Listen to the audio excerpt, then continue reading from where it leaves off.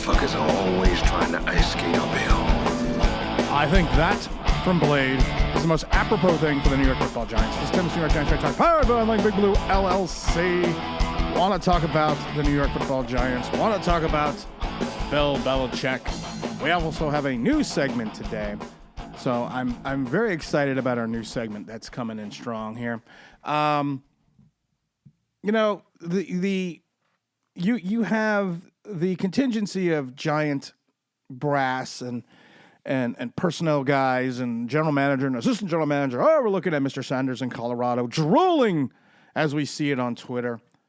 And I just kind of laugh. I kind of chuckle because it's like, do you really want these guys drafting a quarterback or drafting anyone? And we went over their drafts. We went over the horridness of the last 3 years. We went over the facts that everyone's drooling over Phillips and Newman, but how many interceptions do they have? And what do their pass defenses look like? Just throwing that out there, I'm just asking for a friend. A couple of house cleaning chores. We're not going to we might have a video on Thursday after the Giant game. I haven't decided yet. Definitely won't have anything else out till the weekend, which would probably be on Sunday. We're going to do a live stream. I've been getting a couple requests for people that want to come on the show, just subscribers. And I'm just going to tell you, if you want to come on, that's fine. Just send me an email at tim@onlinebigbblue.com, tim@onlinebigbblue.com. I've said it a million times before. This show is for all of us. It's not just for me. It's not just for me to pontificate and listen to myself talk, because I do like listening to myself talk. But it's for everyone that follows, everyone that subscribes, everyone that's just been there forever. So if you want to come on, everyone is welcome. It's not just James and T. Brad and Jabari Bruce and Big Don. Everyone can come on. So if you want to come on, just hit me up. Just keep it clean. I want to start a new segment today because, like I said before, Giant Twitter is just beyond toxic, even with Daniel Jones's departure. So we're going to have I don't know if it's going to be a weekly segment or a daily segment, but it's going to be the new Stupid Giant Twitter post. That's right. We're going to read some of at least one of the most stupidest Giant Twitter posts that I've seen of the day. And the first one goes to, we're not going to say who it is, but the first one goes to the Saquon Barkley narrative is getting tiring. He was here 6 seasons. The Giants were combined 64-1 with him on the team. As good as he is, he couldn't do it alone. He doesn't have to do it alone in Philadelphia. Knock, knock. Who's there? Yeah. It's Captain Obvious. Maybe the narrative is the fact that you have this all-world talent. Maybe the narrative is the fact that you literally had a guy that could run through the building. And you just kind of decided, hey, you know what? We're going to work solely on getting the offensive line fixed for our quarterback. We're going to draft a wide receiver at 6 because of the fact that it seems like a good idea. Because against all NFL conventional wisdom, you draft a wide receiver to fix a quarterback. Saquon Barkley had a career here for the Giants running behind terrible offensive lines and still was productive. We don't make the playoffs in 2022 without Saquon Barkley. We've said it before. There's at least 4 games.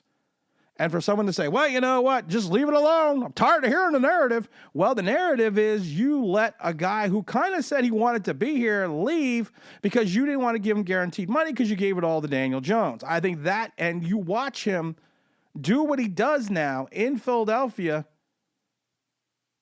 I'm just going to leave it at that.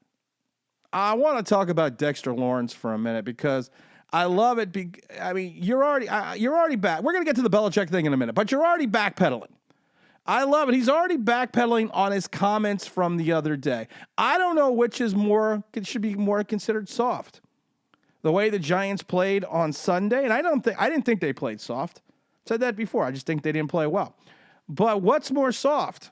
Having the wherewithal to say something, and then the next day turning around and saying, well, wait a minute, no, that's not what I meant. Dex, obviously, we know you believe in your message. Do you feel like it's being heard? And how do you make sure that it's being heard by everybody? What message? That, you have these expectations for everybody. Like, thought everybody, that effort was soft, that you expect. He's looking around like, dude, what are you talking about? I don't remember ever saying that. What the fuck are you talking about, man? What you talking about, Willis? More from other guys. That, you don't want to lose. Well, about the soft thing, I think you guys need to be held accountable for how you put it out there. I didn't call. Wait a minute. The press needs to be. This is the hallmark of a bad team. This is a hallmark with a team that has zero media training. You know what? It's your guys' fault. It's the way you put it out there. You took my words, took it verbatim, put it in articles, posted it on Twitter, put it everywhere else, and you know what? It's your fault. I didn't say we are soft as a team. I said we played that way. So I can't. Lost 30-7. That's not okay. We're in the NFL.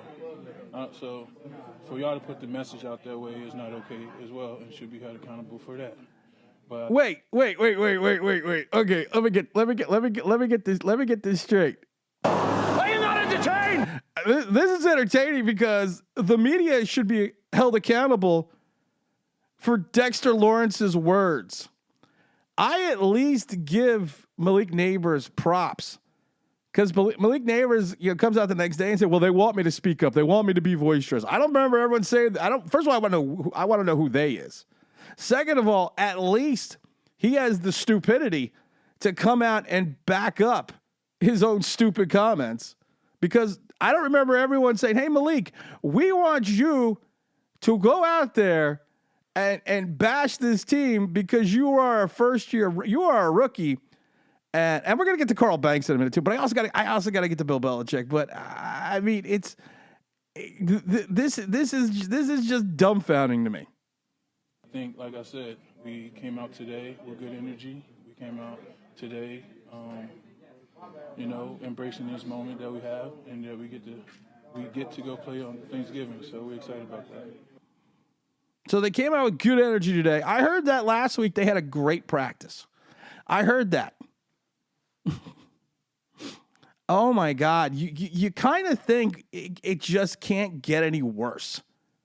You kind of think that. And that's why I'm here, guys. That's why I'm here.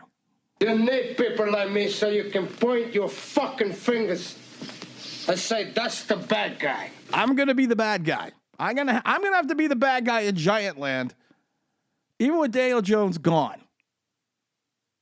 And I love the fact that Azeez Ojulari is now on the IR. Thank God we didn't trade that guy. But we're gonna let Joe Shane draft a quarterback. We're gonna have Brian Dable coach him up. Oh dear Lord! I mean, really, guys? Bill Belichick is always being thrown around. Always being thrown around as the general manager, as the head coach, as all this thing. And it just makes me laugh because I cringe, because it's like, listen, the dude's older. I'm not gonna say he's old, but he's older. And I don't think he wants to come into a situation where he is gonna have to coach or be the general manager of this team, because this is not a team that's a couple players away from winning. He already went through that scenario with the likes of New England towards the end. So he's just not gonna be that guy. We'll just leave it at that. But he has an opportunity to build a team. He has an opportunity to do something that Bill Parcells did back in the early 2000s. He started in 2007 when Bill Parcells agreed to become the executive vice president of football operations in Miami. His first season in Miami, they went 1-15. And then Bill basically overhauled everything. They drafted Jake Long. They picked up a couple other players. He released Zach Thomas. He did things that you needed to do. And the next season, what do? They go 11-5 and become the AFC champions with Pennington and defeat Favre at that time in the final home season game. That was a 10-game improvement. Now, I'm not saying that turnaround can be what the Giants can need to do, but don't put Bill Belichick in the operations area of being the general manager or being the head coach. I've said this before. Make him the president of football operations. You can make him like they did what Parcells did in Miami. They made, like we said before, they made him executive vice president of football operations. Make him the president of football operations. Right now, John Mara is the president and chief executive officer of the Giants. So people always say to me, well, Tim, John Mara's got his hand in everything. Yeah, of course he does, because he is the president of the ball club. So you're not going to sit there and pay these people huge amounts of money without running it through the CEO and the president. That's just called business. Football is a business no matter what. But if you want to bring Belichick in, let him preside over the entire Giant organization in reference to football operations. Let him pick the general manager. Let him and the general manager then pick the head coach. Build this organization from the top down, and I mean from the very top. You're never going to get rid of John Mara, but keep him as the president and chief executive officer. Like I said, make Bill Belichick, executive vice president of football operations. Have him oversee all operations. Do what Wellington did back in the 70s after the miracle of the Meadowlands, when, of course, Joe Pisarcik handed off to Larry Zonka. There was the fumble, and, of course, Herm Edwards runs it into the touchdown. The Eagles win, and they fall into football lore outside of Deshaun Jackson years later when he went and got George Young. Let him, Belichick, rule the roost. Let him rule the kingdom. Allow him to... Belichick has a very astute football mind. He knows this game. He knows an understanding. Some people will say, well, he's old. He's too old for the position, so he won't be able to relate to the younger players. He doesn't have to relate to the younger players. That's what his general manager and that's what his head coach is going to do. But he's just a very astute football mind. And even at this point in time in his career, he's probably not going to want to run the day-to-day grind of running practices, of having to go through everything that he's going to have to do to get this team ready. But I do think if you want to build a franchise back from the dead, Belichick probably would be a good name if you just put him in charge of all football operations and kind of left it at that. You got to remember, he was kind of the de facto general manager with the New England Patriots from 2000 to 2023. He kind of had the same role in 92 to 95 over in Cleveland. So he's done it before. This isn't something that he hasn't done before. He's built winners before, and he's built those winners from the ground up. And I think that if you're going to look at a guy to come in here that is football oriented, that has that football mindset, that understands what it takes to win in this league, don't look at the last years of the New England Patriots, because he was 8-9 without Tom Brady and 4-13. Of course, yeah, you're gonna go down the pike a little bit, but this is what's going to happen. You need to find a way to bring someone in here who was, and also you're keeping with the Mara mindset. He has a time as Brute. We want to bring in people that are close to this organization. You kind of screwed Bill Belichick a little bit. We're not going to get into the whole thing when Parcells retired and everything. That's good. You kind of screwed Belichick a little bit, but at the end of the day, and I know Belichick has said some things against the Giants recently, but at the end of the day, if you want to bring someone in, he's a smart guy to bring in. He would be my pick if you just want him to run the entire football operation, allow him to pick the general manager, allow him and the general manager to pick the head coach, and then allow this collective, this Borg, if you mind, and have them be in charge of the entire process from drafting to staffing to everything else and rebuild this team the right way. Stop with these stopgap measures. Stop with bringing in these rookie coordinator head coaches. Stop. I mean, you just got to stop because it's not working. It's not working. It's not going the right way. And I keep thinking about this kind of being a Phil Jackson move, and a Phil Jackson move from the Knicks. Phil Jackson took the job because he took the money as well. He didn't want to be in New York. He spent the majority of his time in LA. He didn't really want to be around the Garden. I'm not sure he even really wanted to be around basketball.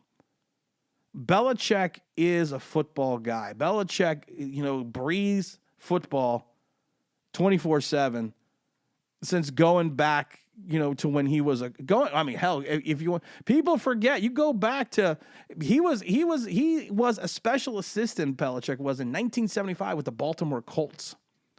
People forget that.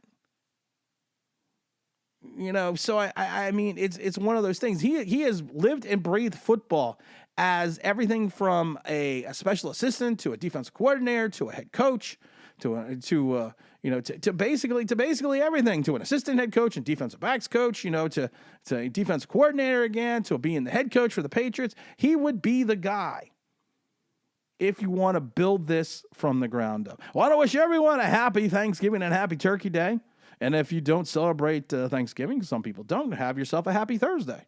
Because you know what? You get a day off. So you got to love that. Oh, like I said, we won't have a video on Thursday. Or we might have one on Thursday. I might do a quick recap of the Giant game after the Turkey Day. And I probably have been drinking, so that'll be a lot of fun. But we won't have another video, which will be the live stream until Sunday. So make sure you stay tuned for that. And as always, don't forget to like, subscribe. Don't forget to ring that bell because you want to know why. That'll be awesome.